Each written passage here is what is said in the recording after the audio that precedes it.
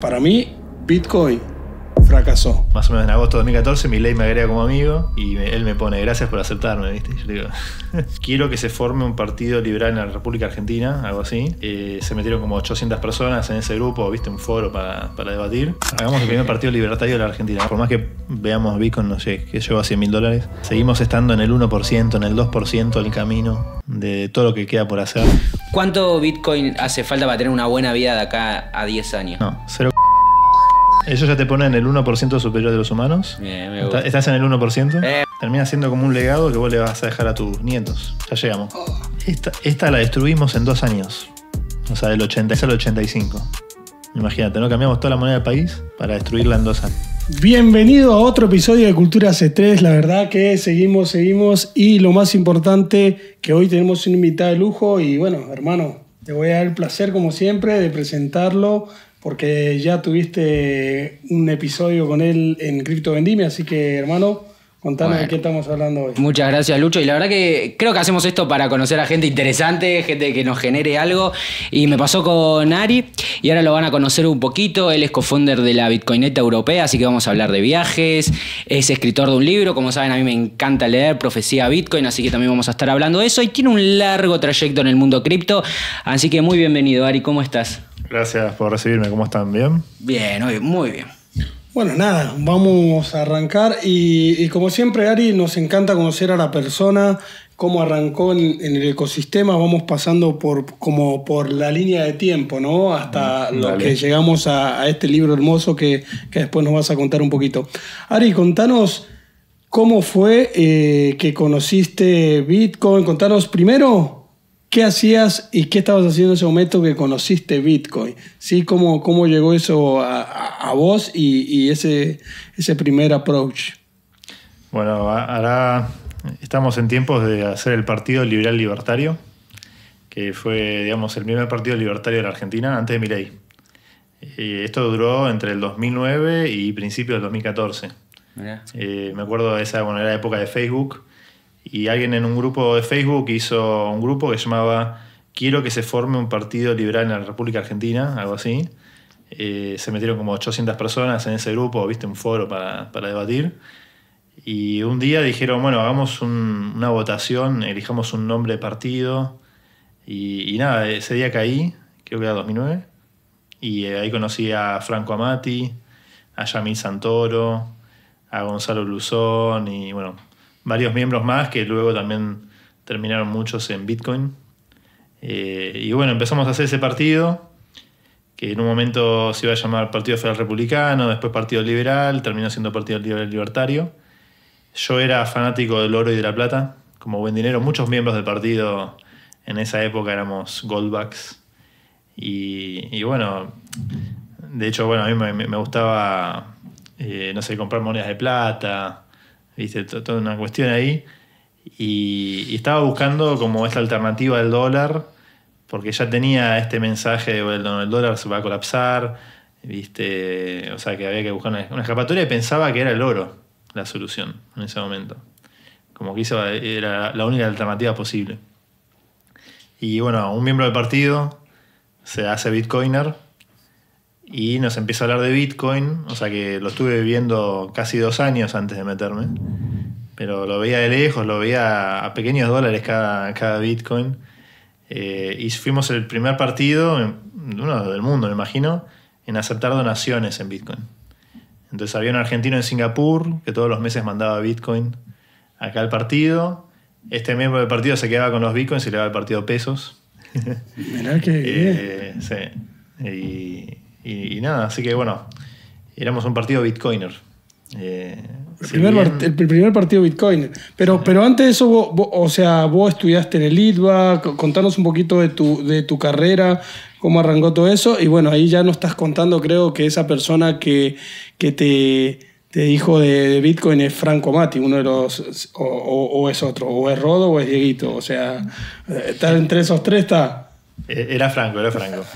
No, hace poco escuché, no sé en qué radio, como que decían que Rodolfo o quién más estaba en el partido, pero no, ellos no estaban en el partido. Llegaron por otros lados.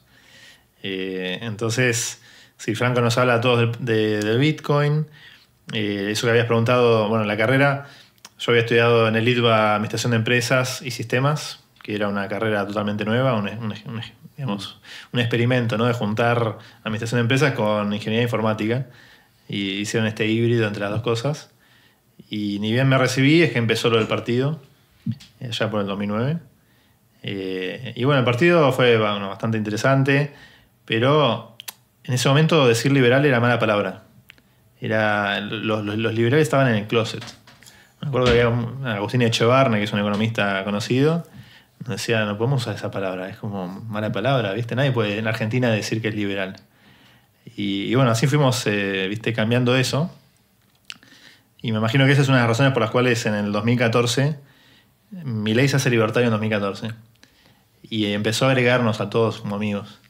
Entonces ahí tengo, que más o menos en agosto de 2014 Milei me agrega como amigo y él me pone gracias por aceptarme, ¿viste? Y yo digo...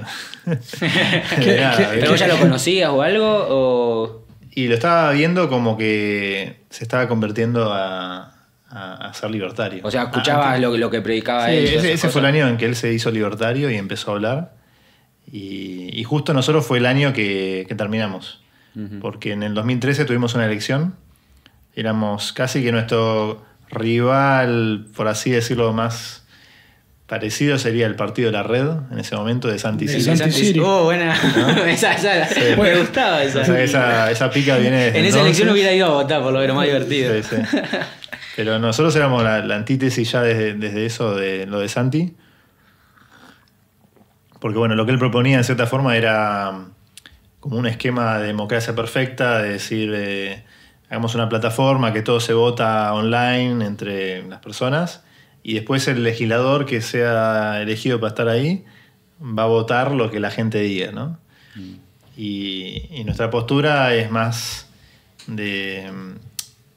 A veces puede parecer antidemocrática, pero es republicana, que es decir, en realidad si vos dejás a la democracia como que sea...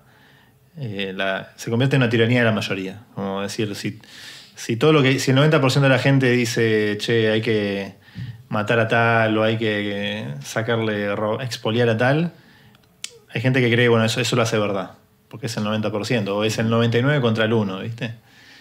O podría ser toda la población contra una sola persona. Bueno, entonces acá el libertario o el republicano te dice no. O sea, no importa que esté toda la población contra una sola persona, esa persona tiene ciertos derechos que no pueden ser violados, ¿viste? Entonces hay como cuestiones que no pueden ser votadas, ¿viste? Y para eso se inventa la Constitución. Soy que me voy de tema, no me gusta la política. No, está perfecto, me interesa está perfecto. Pero entonces esto de plantear como una democracia perfecta de Santi Siri, nosotros éramos la antítesis, ¿viste? Ok. Un poco más real, ¿no? Porque una democracia perfecta creo que no existe en términos reales, ¿no? Bueno, el otro día estaba pensando, en cierta forma, me voy de tema, ¿no? Pero como que el Bitcoin, en cierta forma, busca la antidemocracia en el sentido de que hay que evitar el 51%. O sea, en Bitcoin no tenés que evitar el 51%. Igual. O sea, la mitad más una hay que evitarla a toda costa. Entonces es lo contrario, ¿viste? Claro, pero es como que pongo la regla, pero ojo que es una regla que te sirve para vos. O sea, la del 51%. Me refiero, ¿viste? El ataque del 51%. Entonces, en el caso del Bitcoin es como que tenés que evitar la mayoría. Tenés que siempre mantener al poder descentralizado, ¿viste? Entre varios actores. Porque nada, si algún día efectivamente hay una mayoría, te ganan las votaciones, ¿viste? Te ganan todas las votaciones y el proyecto va para donde quiere la mayoría. Me encanta. Y acá creo que se tomaron dos caminos porque ahí, como bien decís, se terminó un partido, pero vos seguís con uno de los principios por lo menos que tenían, que era el Bitcoin, que era todo este camino, y vos tomaste ese. ¿Por qué decidiste dejar ahí la política o seguís estando activamente? No, digamos que ahí lo dejé y muchos miembros del partido lo dejaron porque fueron 4 años de laburo como para conseguir 7.000 votos. ¿Viste? Claro, sí. El partido de la Red también sacó pocos votos, no me acuerdo si tal vez sacaron 14.000, no sé. Pero no alcanzaba para meter un legislador.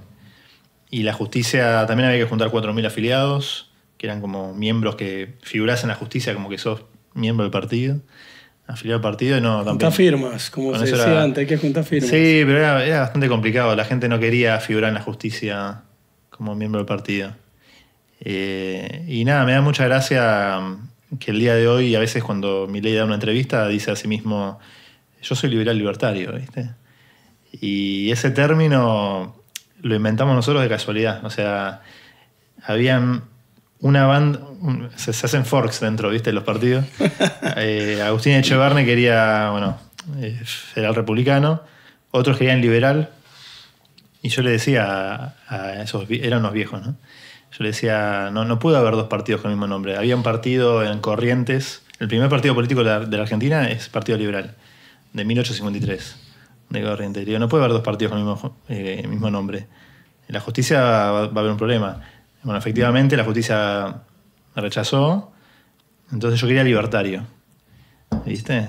Y iba persona por persona que hagamos el primer partido libertario de la Argentina, hagamos el primer partido. Y un chico que estaba en esa reunión era el Petit Colón, en un sótano, ahí cerca, es una cafetería. Y dice, bueno, los partidos socialistas, a veces hacen Partido Socialista de la Izquierda Unida, Partido Socialista de los Trabajadores, juntemos las dos cosas, liberal libertario. Y ahí quedó, ¿viste? Me encanta. Y Milei ahora dice eso y no sabe de dónde nació. Mirá qué bueno, o sea, como que levantando la alfombra lo estamos encontrando que Milei dice que él fundó el primer partido liberal libertario. Pero ya de antes estaba la idea. Cuando le preguntan la ideología, ¿viste? Cuando le preguntan qué ideología tenés, dice liberal libertario. Pero él también lo he escuchado en la entrevista diciendo que él fundó el primer partido liberal libertario. Y ya desde antes estaba un poco la idea, pero bueno. Sí, nosotros llegamos antes. Creo que Marra nos votó. Ahí hay unos tweets, si se buscan, de Marra, como diciendo que en 2013 Marra nos votaba a nosotros. Pero bueno, cuestiones que entonces muchos medio que esa decisión, ese clic mental fue decir, vamos a cambiar mucho más la Argentina o el planeta, el mundo, digamos, cambiando el dinero que intentando esto de la política, ¿viste? Por ya haber estado trabajando 4 años, dedicarle 4 años de tu vida a ese tema. ¿Y cuándo ingresaste? Dijiste entonces entraste en el 2012 a Bitcoin. No, me metí en 2013. 2013. Sí. Ok, ya Franco ahí ya les venía comiendo un poco la cabeza, hablando un poco de Bitcoin y todo eso. Ya la ONG estaba ahí recién a punto de fundarse. ¿En el 2013 no se funda? No, tal vez la fecha exacta no la tengo consciente, pero sí me acuerdo de haber conocido a Rodolfo en ese momento, a Dieguito, tantos otros. Ellos justo organizaron la BitConf a fines de 2013. Yo estaba de viaje, así que me la perdí, lamentablemente. Ya la segunda, la BitConf, fue en Río de Janeiro en 2014 y a esa sí fui. Y el espacio Bitcoin, que está acá a la vuelta, empezó también a mitad del 2014. Así que todavía está ahí. Ya lleva 11 años el espacio Bitcoin de Argentina. Bueno, y yendo un poquito a la parte de lo que estudiaste, ¿no? ¿Qué te enseñó un poco la parte comercial? Porque lo que estudiaste en el ITBAT era una mezcla de informática con el mundo bitcoiner. ¿Cómo lo conectás ahí? Y a ver, la carrera siempre se pretendió como poder conectar el mundo de los negocios con el mundo de los sistemas, como diciendo que los que saben de informática no entienden de negocios, los que saben de negocios no entienden de informática. Así te picheaban la carrera cuando ibas a Litva. Yo ahí también le agregaría que hay un componente de ser liberal libertario, digamos, que viene de mi familia, ¿no? De mis padres, que me enseñó economía, escuela austríaca. Entonces, ya cuando tenía 15 años ya era, de cierta forma, libertario, ¿viste? Pero ahí donde nació, porque justamente tu libro está dedicado a eso, a que te inspiró las ideas de la libertad de tu papá. Exacto. Ahí, ¿qué fue lo que a vos te llamó la atención? Decir, che, pero esto es libertad, porque creo que cada uno también tiene su perspectiva de lo que es la libertad. Entonces ahí formarla para poder comunicarla a otros. A ver, yo creo que a veces la vida está buena verla como una película. Entonces vos vas viendo las conexiones de, por ejemplo, no sé, ¿vieron a Alberto Venegas Lynch hijo? ¿No? Bueno, no importa. Es un filósofo que a Milei le gusta mucho. Pero bueno, estaba Alberto Venegas Lynch padre, allá por 1950, 1960. Y era un filósofo. Y era como que mi padre tenía 15 años y aprendía con él, ¿viste? Y estudiaban a Mises. y lo traían a Argentina, ¿viste? Daban una charla y les gustaba Ayn Rand, que le escribió La rebelión de Atlas. Bueno. Entonces es como que esas ideas se van cocinando y tardan décadas y se van pasando de generación en generación, ¿viste? Ahora tenés al abuelo, el padre es el que Milei le gusta y el hijo ahora es diputado de Milei ahí en el Congreso. Y nada, lleva décadas, ¿viste? Llevar ese mensaje. Entonces, mi padre parecía, en la década del 90, parecía un extraterrestre, porque proponía todas estas ideas tan locas, ¿no? De decir escuela austríaca. Por ejemplo, a la escuela austríaca no le interesa tanto los números. ¿Viste? Milei o cualquiera que va a la UBA o qué sé yo, es como, ¿viste? Fórmulas y tratar de modelar. Y la escuela austríaca es como decir cuál es el comportamiento humano. Parece más estudiar psicología. ¿Viste? ¿Por qué los humanos se comportan como se comportan? Y nada, son antítesis, ¿viste? Así que nada, ahora es muy loco tener el primer presidente libertario de la historia, o que él mismo se diga anarcocapitalista también, es otra definición que él usa, y que se está hablando, o que esté dando clases de economía austríaca, la Escuela Austríaca de Economía. Es muy bizarro, digamos, para los que estamos viviendo esto. Bueno, pero yo creo que nos va a pasar lo mismo después, quizás para nosotros que estamos en el mundo cripto, Web3, que nadie lo use y después que todo el mundo lo empiece a usar. A mí quizás me pasó con el mundo de la publicidad, donde cuando empezó, bueno, lo de Facebook Ads y todo eso, de hacer publicidad en el Google Maps, que los negocios ninguno quería hacer y todos desconfiaban. Y ahora, aunque sea, si no tenés las 3 estrellitas en Google, no servís para nada. Entonces creo que es como que, bueno, el mundo se va moldando también a ideas capaz que somos afines y está bueno. Tal cual, tal cual. Bueno, y ahí para seguir un poquito, porque ya pasamos a la ONG, ahí ya empezás a participar activamente. ¿Cuáles fueron esos primeros pasos o qué te llamó la atención de la ONG que vos dijiste, bueno, por acá puedo construir con ellos? Los primeros comienzos del 2014, 2015, 2016, la ONG era, no sé, éramos ciertas personas. O sea, era Rodolfo, yo, y se hacía lo que se podía, ¿viste? Sí, nosotros nos pasó. Sí, era como que, sí. Hay que comprar las medialunas por un evento, todo hay que hacerlo todo. Tal cual. Me acuerdo que en cierta forma yo tenía como mi propia ONG, digamos, como decir, me buscaba mis propios eventos, me buscaba sponsors, armaba los banners, armaba los stands, daba las charlas, ¿viste? Y Rodolfo hacía lo mismo, ¿viste? Rodolfo haciendo lo mismo. Después se empieza más como a formalizar, porque un día Rodolfo me dice, vayamos a una reunión, nos invitan del BID, Banco Interamericano de Desarrollo, y ahí es como cuando se empieza a meter, ¿viste? O Banco Mundial, no sé, no me acuerdo. ¿Viste los tentáculos de la Fed? O los tentáculos de... y claro, nos proponen un montón de dinero para hacer un proyecto de investigación acerca de identidad descentralizada acá en la Villa 31 o barrios de bajos recursos. Entonces de golpe la ONG tenía fondos para tener empleados, para tener un director, ¿viste? Y estos empleados se compartían también con otros proyectos que hacía el BID. Bueno, eso terminó, los fondos se terminaron, así que ahora la ONG está por su lado, pero claramente hay un cambio. Y también en el 2017, junto con otra persona, decidimos hacer como una primera escuela de Bitcoin, se llamaba Blockchain Academy, y empezar a hacer cursos, ¿viste? Así, cursos de introducción a Bitcoin, cursos de minería. Hicimos un curso de programación de Ethereum. No éramos tan anti-Ethereum en ese momento, de IBM. Y después también, bueno, cursos de legal y contable para abogados o contadores. Y nada, iba bien, hasta la pandemia, ¿no? Ahí cambió todo. También. Ok, o sea, que por ahí muchos te ven y con lo que estás contando, o sea, yo no lo sabía. O sea, no sos tan maxi de Bitcoin. O entiendo que en esa época. Ahora... Al revés. O sea, como que fuiste cambiando todo. O sea, los maxis se están abriendo y vos te vas a hacer... O sea, está bueno ver la otra cara de la moneda porque... Yo creo que en esa época los maxis eran más tolerantes con Ethereum. Ahora somos más intolerantes. Pero ahora vamos a charlar. Sí, porque la verdad es muy loco. O sea, te juro, yo conozco la mayoría de la gente que está hace mucho tiempo en la ONG. Yo creo que empecé a ir a la ONG casi 2018, 2019, las primeras veces, y no podías hablar de otra cosa que no fuera Bitcoin. Entonces, por eso me suena como hoy raro. Hoy puedo hablar con Rodolfo y podemos, o sea, sin ir más lejos, Vitali vino a la BitConf de 2022. Ahí es donde cambió un poco el paradigma de que no era mega bitcoiner la Bitcoin, ¿no? Sí, bueno, la BitConf de seguro que siempre estuvo como abierta a más cosas. La ONG es como que es una puja constante que le cuesta eso, ¿viste? ¿Qué tan maxizar?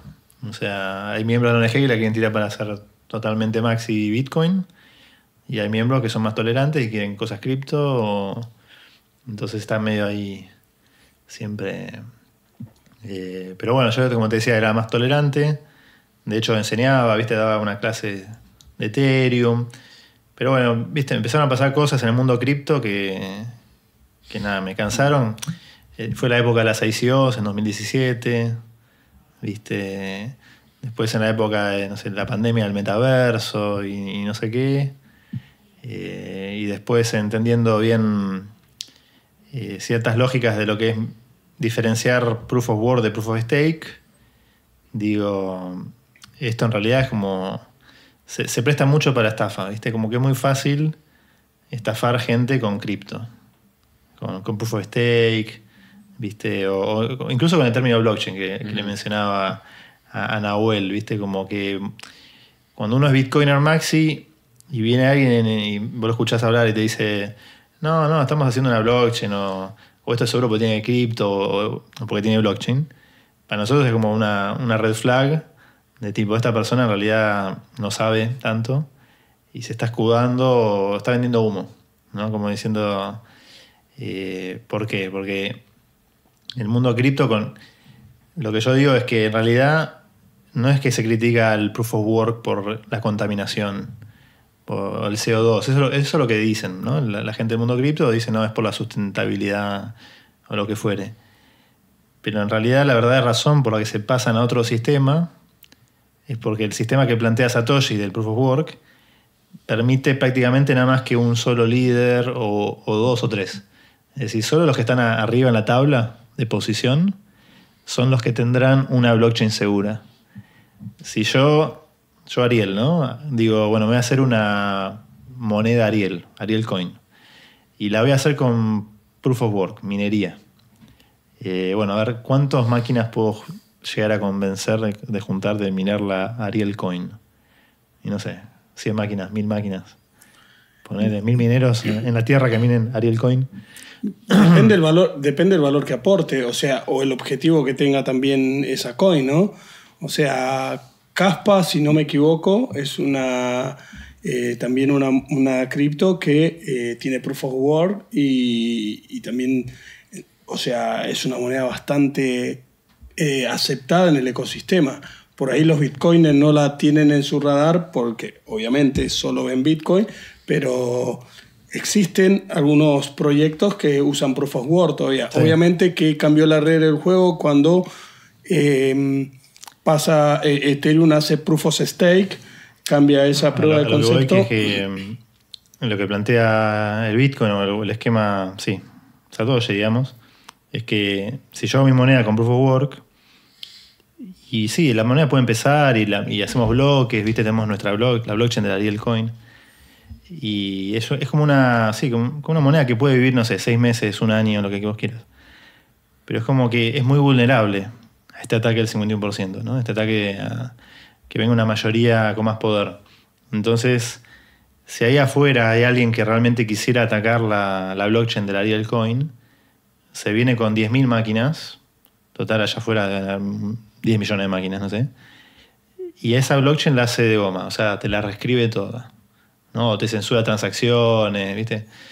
Bueno, entonces, usar blockchain no fue garantía de nada. O sea, no es que por decir, no, pero Ariel Coin tiene blockchain.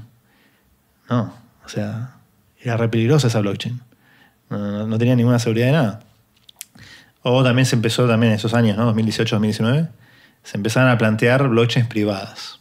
IBM te quería vender su blockchain. O el gobierno de Macri hizo la blockchain federal argentina.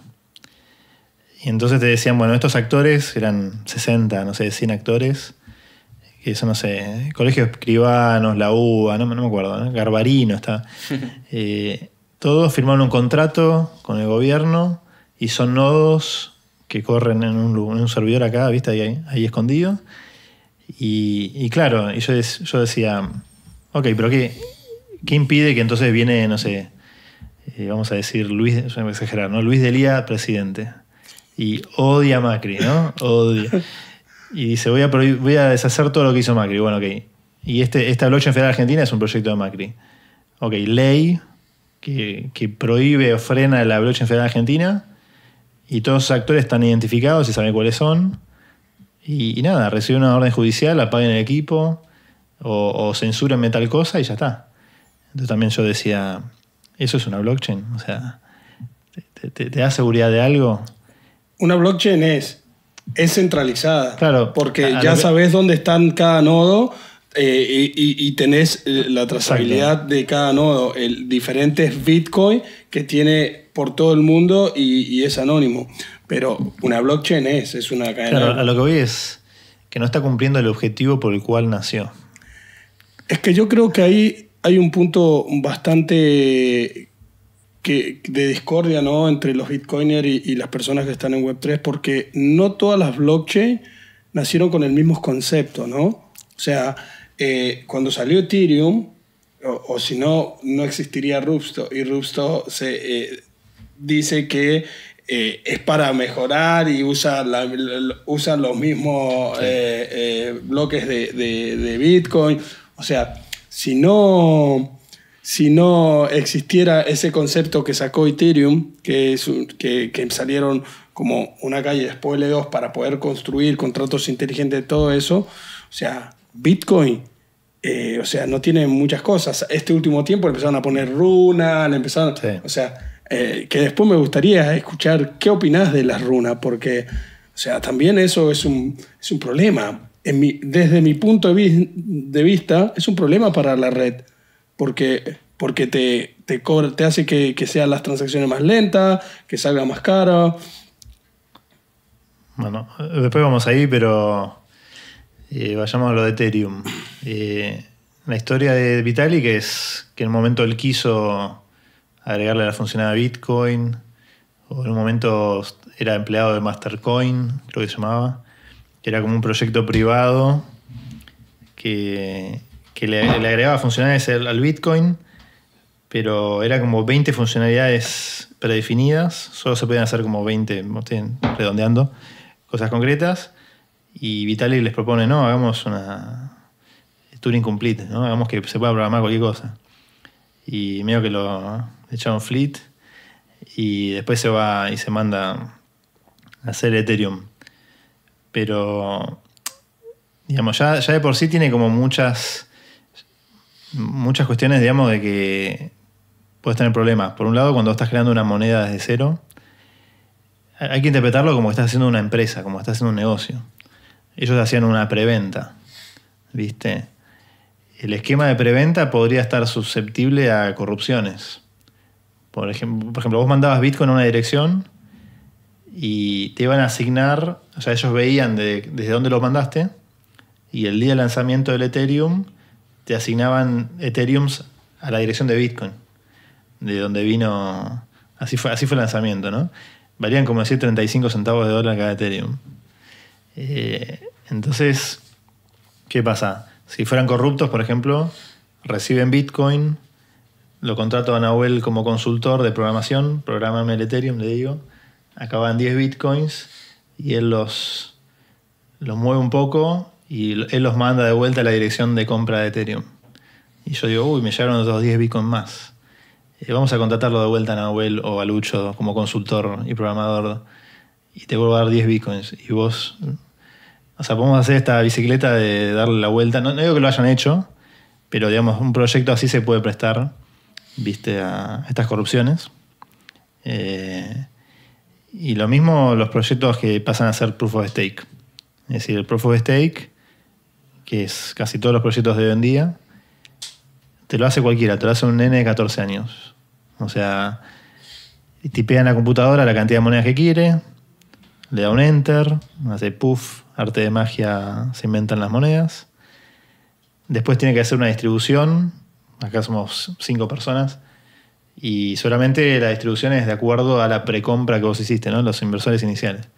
Entonces, no sé, te doy 1 millón a vos, 5 millones ahí, 7 millones de monedas ahí, ¿no? Y después podemos stackear. O sea, una vez que ya distribuiste monedas, podemos stackear y cada uno decide cuánto stackea en ese modelo. Puedes stackear nada, puedes stackear una parte, puedes stackear todo. Ok, ahí podemos empezar a auditar esa blockchain. Pero si el que inventó la moneda es malicioso, no sé, vamos a decir que ustedes 3 van a ser estafados, yo hago una alianza con él y en realidad en la blockchain o en esa distribución inicial va a aparecer como que está todo descentralizado, ¿viste? Está todo, nadie tiene más de la mitad de las monedas, todos tienen como mucho 3% de las monedas y después, no sé, bueno, empezamos la moneda y proponemos cambios en el protocolo, ¿no? Hacemos estas votaciones de que vamos a hacer modificaciones al protocolo, llevar el proyecto para otro lado. Y claro, como ustedes creen que esto es descentralizado, pero es incomprobable, ¿viste? Solo ves direcciones. Entonces nosotros ganamos todas las elecciones y vamos llevando el proyecto para donde queremos, o podríamos estar, ¿viste?, manipulando esa blockchain. Ese es un problema que tiene el Proof of Stake. Ahora solo me vas a tirar una solución. Pero entonces lo que digo es que en un proyecto Proof of Stake te tenés que atener a la voluntad del líder. Es como que vos tenés que dejar que el líder haga con vos lo que él quiera y atenerte a las consecuencias. Entonces, para mí ese es el mensaje que hay que transmitir a la gente. O sea, puede existir la posibilidad de que el líder sea benevolente y que sea un buen líder y que lleve el proyecto y sea maravilloso la moneda. Pero si el líder era malevolente, te estafa a todos. Y desaparece y no bancana. O sea, es el crimen perfecto. ¿Viste? Por eso, no sé, Milei puede hacer una libra y... No lo hizo Milei, no lo hizo Milei, pero se presta a la estafa porque nadie tiene responsabilidad de nada, ¿viste? Nada se puede comprobar, ¿viste? Y la justicia no se mete. Entonces, por eso hay un incentivo a estafar gente. Y hay casi todas las criptos, pues solo ustedes van a defender las que son reconocidas, pero hay 20 millones de criptos. Entonces, todas siguen un patrón de pump and dump, ¿viste? Y hasta, no sé, en las conferencias como íbamos hace poco, la Merge que se hizo acá en Buenos Aires, el main sponsor te estaba queriendo vender un token que no se sabía muy bien cuál era y te decía, no, valía centavitos, tiene un mes de vida ese token, ¿viste? Y déjame tu número para una call, ¿viste? Para hacer una call por Zoom. Y, o sea... Bueno, eso es otro punto. ¿Existe? Sí existe. Pero las estafas existen desde claro, pero cripto facilita que un montón de actores puedan estafar y nunca serán agarrados. O sea, a los que agarran son los menos, son los que son estafas muy groseras, ¿viste? Sí, bueno, los que se roban 2, 3, 5 millones, 10 millones de dólares, esos se van a Dubái, no sé, se van a... ¿viste? A Tailandia. A Miami, sí, a Tailandia. Por eso es importante educar y está bueno también escuchar de parte tuya, ¿no? Que llevas muchísimo tiempo en Bitcoin, cómo es la postura de una persona que es bitcoiner, ¿no? O que yo ¿por qué diciendo? Porque imaginémonos que somos 5 acá y si todos estaqueamos, ¿quién va? El que tiene más estaqueado su plata es el que menos va a querer que el proyecto fracase, ¿no? Entonces, eso es un poco... Sí, pero como te digo, yo soy el mago de la película, ¿no? A mí esto y crearlo no me costó mucho, o sea, realmente tiene un costo de marketing y o sea, de convencerlos a todos ustedes, claramente, pero es como que en algún momento ese scammer decide este es el pico, hasta acá llegué, y hago el dump, ¿viste? Y los empomo a todos. Lo que pasó últimamente con el caso, no sé si conoces la altcoin, la de OM, ¿cómo se llama? Mantle. Esa que, bueno, pero está hace bastante tiempo, era como reconocida, pero se cayó un 90% y fueron muchas de la billetera las que se llevaron ese dinero. Pero también esto que vos tocaste, la parte de los partners. O sea, porque nosotros podemos decir, bueno, somos partner en algo, pero después andar a chequear en qué van a hacer, si se va a llevar a cabo ese proyecto que dicen hacer. Entonces todo eso sí te mueve el mercado, porque se mueve como, bueno, si hizo un partner con Google, por ejemplo, es que va a favorecer esa blockchain. Y capaz que no hicieron nada. Entonces eso sí es algo que hay que estar como más atento. De la merch me decía que tenían partner a Sports Illustrated, que es una revista de Estados Unidos, y a... no sé quién, si era Tom Brady o no sé quién. Tom Brady, el jugador. Sí, también estoy equivocando, pero bueno, así, ¿viste? Te dicen, no, hicimos partner con esto. ¿Viste? Y anda a chequearlo también. Sí, hay que estar atento y como siempre decimos, hacer su propio research. Pero bueno, ¿vamos con otro tema? Sí, me parece que está bueno. Me quedaría horas. Por eso, no, ya lo hemos tenido el placer de tener un poco esta charla en Mendoza con gente de la ONG que vino a casa donde estamos en Criptovendimia. Pero bueno, vamos a pasar un poquito a lo que es la ONG. Como ya contaste un poco cómo fuiste haciendo vos como tu propio ONG, buscando tus propios recursos. Sos tallerista también. Contanos un poquito cómo te agarró esa pasión por empezar a educar y cómo le explicarías al Ariel del 2012 hoy Bitcoin de una manera sencilla. ¿Con qué metodología? Te diría comprar más Bitcoin, ¿viste? O sea, así. Sí, joder a Bitcoin, ¿no? Pero sí, iría... A ver, los clics que fui haciendo fue, por un lado, cuando entendí minería, lo que están haciendo los mineros con los numeritos y el ajuste de la dificultad y de por qué está ahí la minería, porque a veces no se estudia mucho eso y como decir, bueno, hacer que Bitcoin tenga un costo, ¿viste? Es como el oro o el petróleo que hay que sacarlo de la tierra, ¿viste? Hay que invertir recursos, etcétera. También darle más confianza a ese Ariel, porque imagínate, éramos unos pocos locos y es medio difícil estar en contra de todo el planeta, ¿viste? Es como que sos vos contra todo el planeta y vos pensás muy distinto, muy raro, ¿viste? Vos estás proponiendo que esta moneda mágica de internet se convierta en el dinero del planeta, que todos los humanos usen esa moneda. Es ¿cómo se llama? Una empresa un poco, sí, o sea, exigente, ¿no? Pero bueno, yo creo que está sucediendo y todavía seguimos en etapas muy tempranas. Por más que veamos Bitcoin, no sé, que llegó a $100,000, seguimos estando en el 1%, en el 2% del camino de todo lo que queda por hacer. Bueno, eso que vos decías de la ONG... también es en parte porque en 2018 nació la primera Bitcoineta, como esta idea de hacer una camioneta Sprinter que recorra Latinoamérica, vaya a los pueblos, de charlas, ¿viste? Ahí fuimos a lo de Joel, en Chaco, pasó por el impenetrable de Chaco, cruzó a Bolivia, Perú, Paraguay, sur de Brasil, Uruguay, Chile, y se han hecho otras a partir de eso. Se ha hecho una para El Salvador en el 2021. En 2022 se hizo una para Sudáfrica. 2023 se hizo la europea, que es esta de acá. O sea, que fuiste el cofundador. Fundador de la europea. Eso también surgió súper random. En el 2022 decidí ir a la conferencia de Lugano, que es la primera vez que se hacía Lugano. Lugano es una ciudad de Suiza que se hizo Bitcoiner.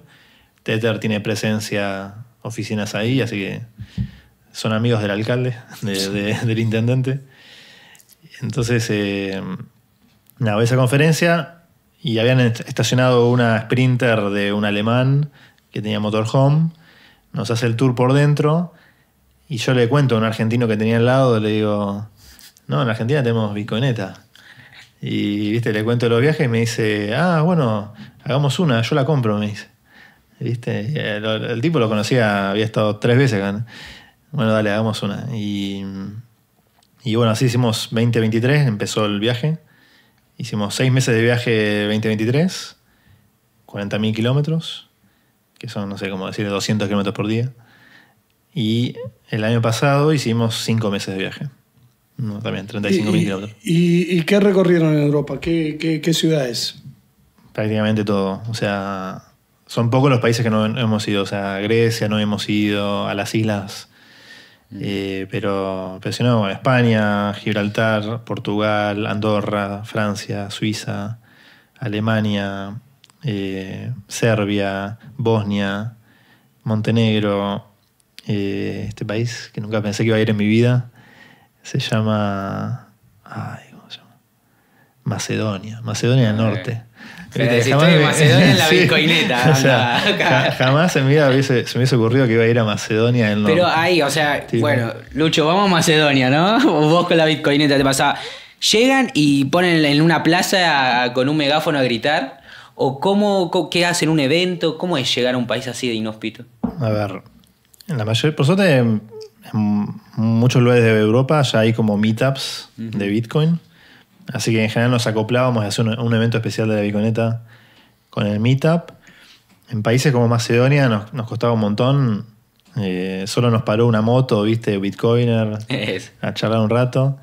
Pero sí, había países que eran muy difíciles. O eran países que eran, como les decimos, los shitcoiners. Los bitcoiners nos gusta criticar Pero te das cuenta, ¿viste? En Bulgaria pasaba... No, Bulgaria no, en Albania. ¿Viste? Como que no lográbamos organizar nada. Pero nada, hemos pasado a Turquía, donde estábamos en Bulgaria, sobre el mar, y dijimos, estamos a 400 kilómetros de Estambul. Y bueno, vayamos, ¿viste? O sea que Estambul es una ciudad que está a mitad del lado de Europa, a mitad del lado de Asia, conectada por un puente. Y dijimos, bueno, crucemos el puente, llegó a Asia la Bitcoineta, volvimos para Europa. Y al fin de la primera gira dijimos, organicemos la primera conferencia de Bitcoin de Andorra, ¿no? Ya que conocimos un Bitcoin en Andorra, y cerramos la gira con eso. Entonces nos planteamos para el año pasado hacer, al final hicimos solo 5, pero en una idea queríamos hacer como 10. Hagamos las primeras conferencias de Bitcoin de un montón de ciudades. Hicimos la de Montenegro, que es Podgorica es la ciudad, la de Serbia, ahí estaba el príncipe Filip, que es un príncipe de Serbia, el heredero, digamos, en la sucesión ya no tiene cargo, pero es bitcoiner. También están los chicos de BTC Pay Server ahí. Y bueno, hicimos también en Escocia, en Edimburgo, en Copenhague y en Bratislava, Eslovaquia. Hicimos conferencias. ¿Y hay algún país que vos fuiste y no te esperaste que sea tan bitcoiner, o capaz que te pasó con el príncipe? A ver, bueno, Turquía sorprendía la cantidad, es como Argentina, o sea, pero era más, porque había mucho local de compra y venta a la calle. Entonces ellos tienen un gran bazar, que es donde venden especias, oro, del 1450, y la calle que está afuera del gran bazar, parece la calle Libertad, pero tiene cada 100 metros un local que te vende Bitcoin o te vende Tether, y con los logos así gigantes. Y yo decía, eso está incluso mejor que en Argentina, porque recién ahora estamos empezando a animar a tener estas casas de cambio que te ponen el logo de Bitcoin afuera. Claro, antes como medio peligroso. Antes no pasaba, ¿viste? Así que eso, Turquía está re avanzado. Las cuevas de Turquía. Y después, bueno, nada que ver, todo lo contrario, es Lugano, Suiza. Ahí es donde está la estatua de Satoshi hoy, sí. Que sí, la programó un chico que es de acá argentino, el diseño. Mirá. Le damos un saludo a Leon, amigo, es el diseñador de Bombo. Con la artista hicieron ese proyecto de... Está muy linda. Está divino, está ahí en la parte de Lugano, que es todo así, la verdad que... Y yo me lamento que el día de la inauguración yo estaba ahí y no fui, ¿viste? La fui a ver 2 horas después de la inauguración, me quería matar. Pero sí está muy linda. También hay otra estatua que visitamos que está, creo que en Budapest. Una estatua de Satoshi, muy conocida, la que es dorada. Y bueno, eso digamos fue la gira, ya concluyó. Así que ahora de regreso en Argentina, le estamos buscando un nuevo dueño a la Bitcoineta Europa. A ver si alguien, si hay un argentino por ahí escuchando que viva en Europa. A Franco. O podría ser un europeo, ¿no? A Franco, ¿no? Franco. Sí, alguien que se haga cargo del proyecto. Franco que está en Portugal. Se la van y se le estacionan en la puerta de la casa ahí en Portugal. Yo creo que esa van algún día va a tener como un valor de museo. Porque adentro tenía toda una pared blanca como esta, ¿no? Que la habíamos pintado nosotros de blanco.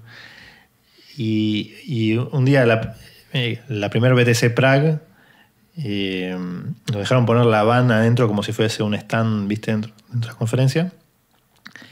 Y Saylor da una charla y Saylor se baja del escenario para estar con la gente.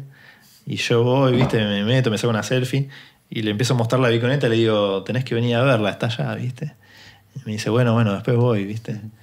Y así, digamos, en un momento vino la zona de las stands y, ¿viste? Lo subí a la Bitcoineta, me saqué una foto, esa foto se hizo viral ahí en Twitter de Saylor manejando la Bitcoineta. Y después lo hago firmar. Entonces lo hago firmar, la primera firma en la pared. Y después empieza a firmar Adam Back, Saifedean Ammous, ¿viste? Tantos otros. Nick Szabo, que también es uno de los precursores de los cypherpunks. Los famosos Satoshis que los han... Todos los posibles Satoshis. Son los posibles Satoshis. Exacto. Falta Peter Todd y... O sea que está firmado por Satoshi. A Peter Todd le hizo un asado, así que bien. puedo decir que le hizo un asado a Satoshi. Por lo menos la Chevrolet lo dice. Tal cual. Así que nada, para mí un día esa camioneta podría estar en un museo perfectamente, por todas las firmas de los cyberpunk, que en teoría se especula que son los Satoshi, ¿no? Sí, también, pero te digo, tiene como 50 firmas de famosos. ¿Tiene la firma del Rodo? Sí, tiene la firma de Rodo. Entonces ya están todos los Satoshi. Ahí va. Y después también en otras paredes tiene firma de los plebs, ¿viste? La gente... Lo normal, tranqui. Los plebeyos. Sí. Están todos masivos. ¿Viste? Pero bueno. Es un tema que es polémico y lo voy a tocar porque creo que se está dando la charla y está bueno y Ari contesta todo. La verdad, eso es lo bueno de poder hablar con gente joven y abierta, ¿no? Porque por ahí cuando hablas con un Maxi que es un poco más grande, se enojan cuando... Porque, o sea, los bitcoiners son bitcoiners, ¿no? Pero usan Tether. ¿Qué opinas de eso? Y eso es como... Yo creo que el bitcoiner que lo usa, hasta incluso mismo Pablo Ardoino, que es el que maneja Tether. Tether, sí. Por esto de haber ido a Lugano, viste, como que conseguí que me becaran para un curso que daban en Lugano 2 semanas, el 2023. Y lo tenía Pablo Ardoino de profesor, ¿viste? Y a Adam Back, y a Giacomo Zucco y otros. Entonces él mismo te dice, no, Tether es centralizado, como diciendo, Tether es una shitcoin, ¿viste? Y ellos mismos dicen, bueno, nuestro objetivo es acumular bitcoins, ¿viste? Y además nos explicaron, ahora todo el mundo conoce el modelo de negocio de Tether, pero a mí me volaba la cabeza, porque decía, no sé, supongamos que decir, no sé, $100 mil millones en ese momento de Tether, ¿no? Y dice, bueno, 3/4 partes lo ponemos en bono del Tesoro de Estados Unidos, nos llevamos el 5%, son, no sé, qué tortadita era, pero te terminaba dando $10 millones por día de ingresos que el gobierno de Estados Unidos le paga a Tether, y después nos dice, y somos una empresa de menos de 100 empleados. ¿Viste? Yo tipo... Cerró la persiana. Sí. El negocio perfecto, ¿no? Y después también dice... que no sé si lo habrán cambiado o no, bueno, el 15% de eso compramos Bitcoin. Entonces, todos los días, ¿no? Entonces decía, wow, el gobierno de Estados Unidos está financiando la compra de Bitcoin, o sea, está pagando para que alguien se compre sus Bitcoin, ¿viste? Y tienen un montón de guita que no saben qué hacer.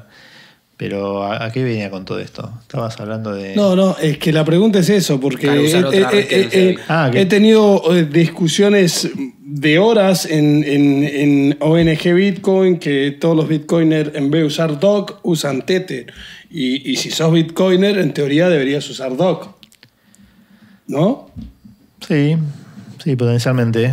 Yo creo que el bitcoiner que lo usa, yo lo he usado. Es como que sabés que estás usando una shitcoin. O sea, sabés que la red de Tron es una joda, ¿viste? Pero nada, es esto de saber a qué te estás ateniendo, ¿viste? No de creer que, ¿viste? No, esto es seguro. Lo mismo que te pueden congelar la cuenta. ¿Viste? Tether últimamente han habido unos episodios de... Bueno, lo que pasó en Europa con la ley MiCA. O sea, ahí tenés un poco todo lo que pasó con Tether, ¿no?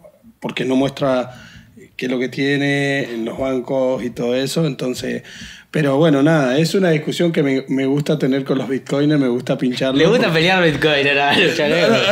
No, pero me se gusta. aprende así, porque al final No, es que es una discusión filosófica y está bueno porque entendés del otro lado, si no es como que nos quedamos en esa, ¿viste? No. Entonces está bueno también escucharlos de primera mano, personas que ya llevan mucho tiempo en el ecosistema, que han pasado por un montón de cosas y cómo lo ven y cómo lo viven, ¿no? Hoy en día, porque el paper de Satoshi dice que vino a ser, o sea, para mí Bitcoin fracasó. Claro. Porque vino para hacer... Es una buena discusión para tener. Vino a hacer una moneda de cambio, peer-to-peer, ¿no? Y hoy pasó a ser una reserva de valor. Sí. Ya no es una moneda de cambio. Porque ni los bitcoiners, muy pocos, pagan con Bitcoin. La mayoría paga con un stablecoin. ¿Por qué? Porque acumula Bitcoin. Entonces, ¿qué vino a hacer Bitcoin? En el paper dice que es dinero de persona a persona. Sí. Hoy en día no se transacciona en Bitcoin, por lo menos la mayoría de los bitcoiners. ¿Estoy de acuerdo? Sí, ahí yo creo que el título del paper nos juega una mala pasada, pero yo creo que Satoshi entendía del libertarianismo, entendía de escuela austríaca, todas esas cuestiones. Entonces es como que yo creo que tiene más sentido que las cosas se estén dando como se están dando. ¿Ok? ¿Por qué? Porque vamos a la historia. Todo el 2009 valía 0. Era un regalo, era un juguete. O sea, la gente se mandaba 1000 bitcoins, 10.000 bitcoins, ¿viste? Vengan para acá. Habían sitios web que entrabas, resolvías un captcha y te daban 5 bitcoins. Escuché historias de personas, bueno, las pizzas, las de 10.000 bitcoins. Sí. También escuché historias de argentinos que un argentino en Estados Unidos, para enseñarle a otro argentino cómo usar Bitcoin, te mando 10.000 Bitcoins, ¿viste? Sí, de Güense a Dieguito. De Güense Casares y después a se lo Dieguito manda de Saldívar. vuelta, ¿no? O sea que Dieguito no se quedó con los 10.000 Bitcoins. Cosas así. Y empieza a valer centavitos de dólar, empieza después $1. Y era un mercado que era así. O sea, cualquiera venía con $1.000.000 y lo hacía de goma ese mercado. Ok. Después nos vamos a $10, $100, $1.000, lo que vos quieras. Todavía somos el 1%. Un nicho. Digamos, de lo que tendría que ser.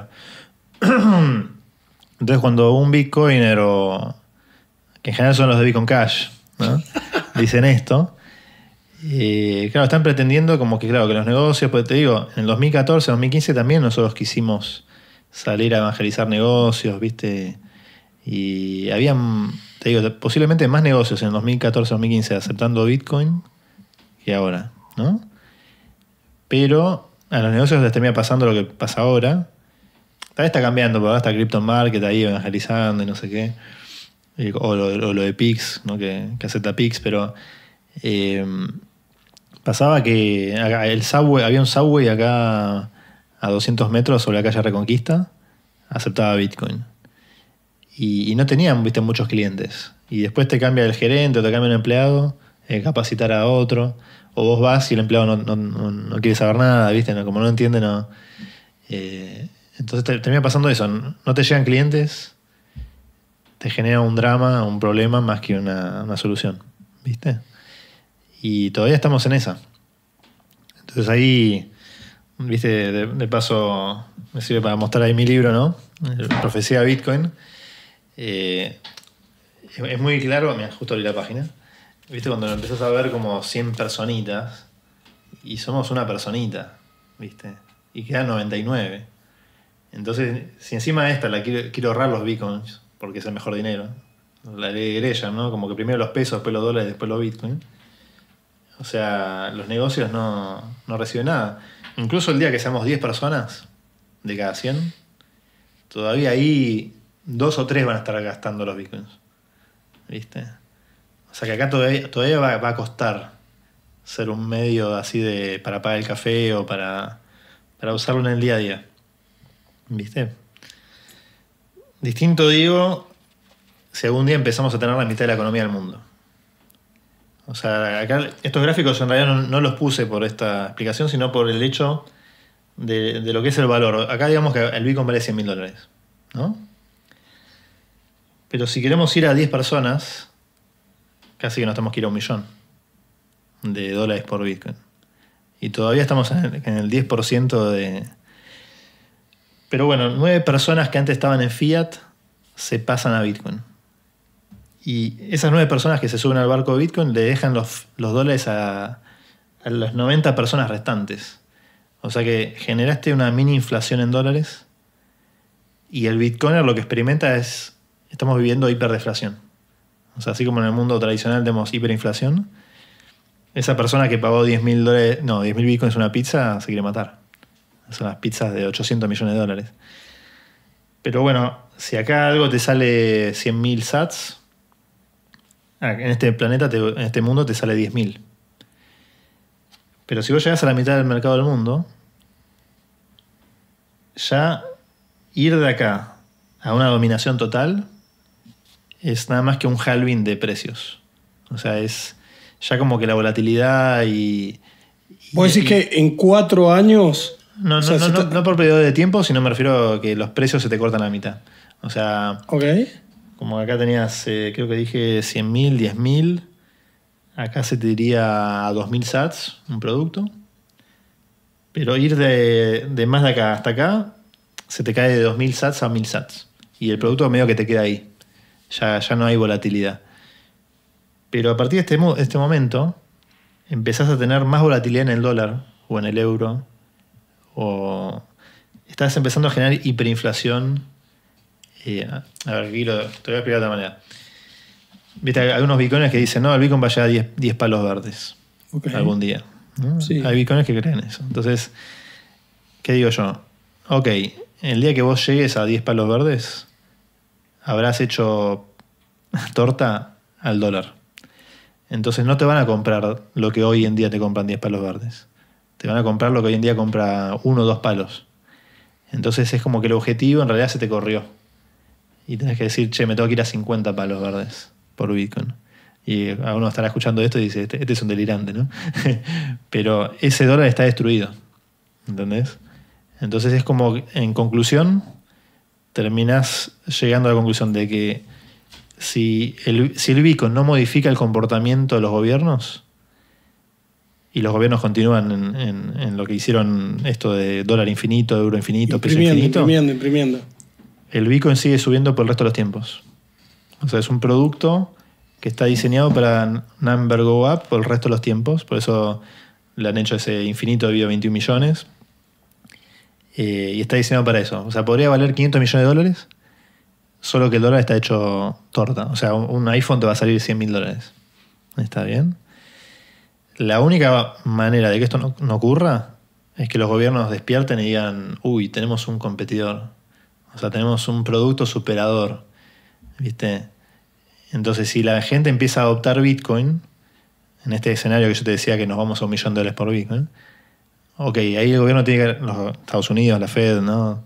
Banco Central Europeo, y dice, hay 9% menos de gente usándonos.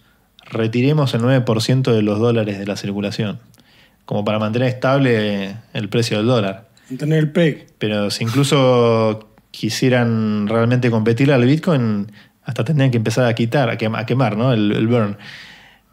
Porque el Bitcoin tiene una especie de burn. O sea, el Bitcoin por el resto de los tiempos se van a ir muriendo monedas.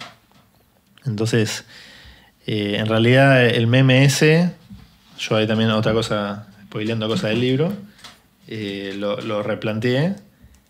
Y no es que nunca va a haber 21 millones. O sea, en vez de infinito digo 21 millones, en realidad es un infinito, que esto es la economía mundial, yendo hacia el cero. O sea, va a haber 10 millones de monedas, 5 millones de monedas, 1 millón de monedas, 100.000. Satoshi podría haber hecho una única moneda. No importa. O sea, la finitud, vos la podés dividir en infinitos pedacitos y siempre la finitud va a acomodar la economía mundial. ¿Viste? O sea que el Bitcoin tiene este doble incentivo de la economía creciendo versus las monedas muriendo y termina siendo el dinero perfecto. Otra manera de verlo es como decir, me convierto en accionista de la economía mundial, de la economía Bitcoin en este momento, pero en ese escenario serías... Sí, hoy en día si una persona tuviera 0,1 Bitcoin, o sea, todo el mundo podría tener, o sea, no todo el mundo, pero la mayoría de las personas del mundo podrían tener 0,1 Bitcoin y tendría la economía más estable. El problema es que hoy ya ya tienen los gobiernos, ya tienen empresas como Saylor, o sea, hoy sí es una carrera por comprar Bitcoin. Sí, o sea, claramente tenés el incentivo hoy, lo tenés a full, porque si te estoy diciendo que ir de acá a una economía bitcoinizada realmente, un planeta bitcoinizado, todavía te queda un 50 a 100x por hacer, en términos reales. En términos nominales, que serían estos numeritos dólar, se te hiperinflaciona el dólar, a menos que Estados Unidos cambie su comportamiento, ¿ok? Que cuesta un sacrificio, o sea, cuesta achicar el presupuesto. ¿Cómo retirás dólares de la economía? Tenés que... ¿Qué presidente te imaginas que va a entrar y va a decir, bueno, hago una quema de tantos dólares para mantener, o sea, eso es casi, yo creo que es algo que no pasaría. Exacto. Entonces, por eso no quiero spoiler todo el libro, pero... Pero bueno, está bueno, léanlo, yo lo arranqué, todavía no me he sentado por ahí, que Nahuel lo debe llevar más adelantado porque... No, yo debo decir que fue el único invitado que no terminé de leer el libro, pero porque me lo diste en inglés, y yo te dije, sí, lo quiero en inglés porque lo estoy estudiando. Entonces aprovecho todas las palabras que no conozco, las voy anotando ahí. Pero lo que tiene de bueno, que a mí me gustó, primero que son conceptos muy cortos cada título. Y segundo, que es muy ilustrativo, o sea, la parte de las monedas y explicar la historia de cada una de las monedas, ya como arranca la parte de cómo se dividió el país entre los unitarios y federales y que de ahí venimos ya con esta dicotomía de, bueno, vamos para la parte centralizada, vamos para la parte descentralizada, pero creo que ahora hay un tema en tendencia que es el tema del dólar y Milei, que siempre fue la idea de él, bueno, una economía dolarizada. Ahora, ¿cómo crees que esto del cepo ayuda a la economía bitcoiner o al revés? Refuerza la mentalidad que tenemos los argentinos de que el dólar es bueno, el peso es malo y Bitcoin ni sé qué es. Bueno, podría pasar, ¿no? Si realmente la economía argentina se vuelve, vamos a imaginar, una de las economías más libres del mundo y de golpe te empiezan a dejar abrir cuenta bancaria abrítela en Panamá desde acá, ¿viste? O abrítela en Suiza desde acá. Uh-huh. Bueno, puede ser que, digamos, al no tener ningún tipo de impedimento o restricciones, cueste ver esto. De hecho, yo noto que le cuesta al argentino, no se da cuenta lo pomada que se hace el dólar. Es decir, por ejemplo, más que nada de la pandemia para acá, que prácticamente duplicaron la cantidad de dólares de toda la historia.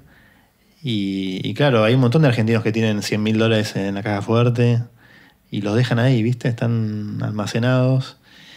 Habrá argentinos que tienen más. A veces tienen familias, tienen un palo verde, ¿viste? Escondido en algún lugar y no hacen nada con ese palo verde. Pero están perdiendo, como decirte, $70.000, $80.000, $90.000 cada año. ¿Viste? Es como un pequeño departamento, lo prenden fuego por año, por no, ¿viste? Comprender que en realidad también el dólar se está haciendo pomada. El tema es como lo explicás ahí. O sea, tienen $1 millón, ¿desde cuántos millones de dólares que hay en Estados Unidos. ¿De cuánto se imprimió? Como cada año se imprime más, va perdiendo el valor. Entonces, eso está bueno explicarlo porque, bueno, o sea, $1 millón es $1 millón. El tema es que cuánto te imprimen encima más de eso, va perdiendo el valor. Lo que te compra, claro, $1 millón, va cambiando. Algún día $1 millón será... ¿Viste? Lo que te cuesta, no sé, un monoambiente. Es lo mismo que pasa con el peso. Antes capaz que 1.000 pesos te podías comprar, no sé, la merienda en el colegio y ahora no te compras nada.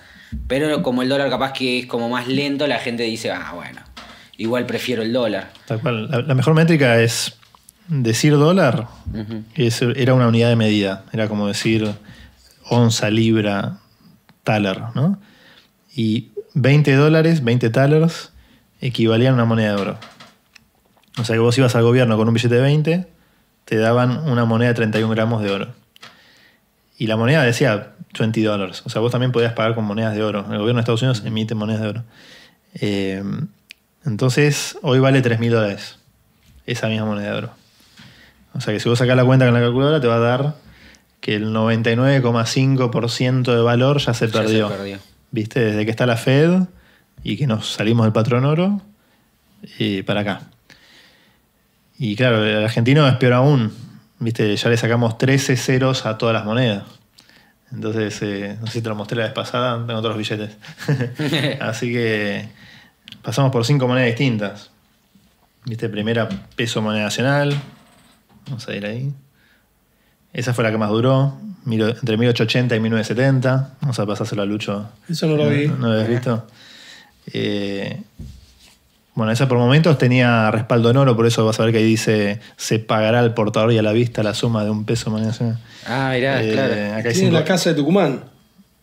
¿No? 5 pesos de la misma. ¿Estos son de los primeros billetes? Sí.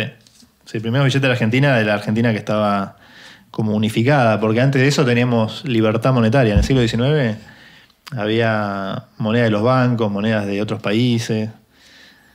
Bueno, después de eso, 1970, viene el peso ley, que está acá.